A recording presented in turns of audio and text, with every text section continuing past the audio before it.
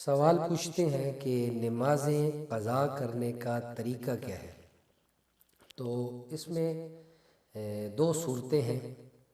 پہلی صورت تو یہ ہے کہ آدمی کو اپنی نمازیں پتہ ہوں گی کہ میری کتنی دن کی نمازیں یا کتنے مہینے کی یا سال کی، اسے نمازیں پتہ ہوں گی کہ میری کتنی نمازیں قضا ہوئی ہیں یا اس کو پتہ نہیں ہوں گی۔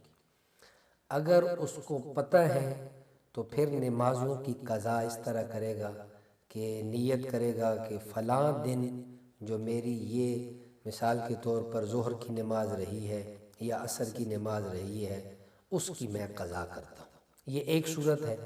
دوسری صورت کہ آدمی کو پتہ ہی نہیں ہے کہ میری نمازیں کتنی قضا ہو چکی ہیں، تو اب وہ جب نمازوں کی قضا کرے گا تو وہ نیت اس طرح کرے گا، مثال کے طور پر ظہر کی نماز کی قضا کر رہا ہے تو نیت یہ کرے گا کہ سب سے پہلے جو میری ظہر کی نماز رہی تھی میں اس کی قضا کر رہا ہوں۔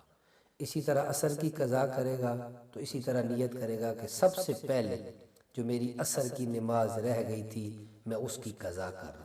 اسی طرح مغرب، عشاء، فجر اور اس طرح یہ نمازیں قضا کرے گا۔ یہ دو صورتیں ہیں۔ پہلی صورت میں پتہ ہو تو پھر اس نماز کا اس دن کا نام لے لے، اور اگر پتہ نہیں ہے تو پھر اس طرح نیت کرے گا۔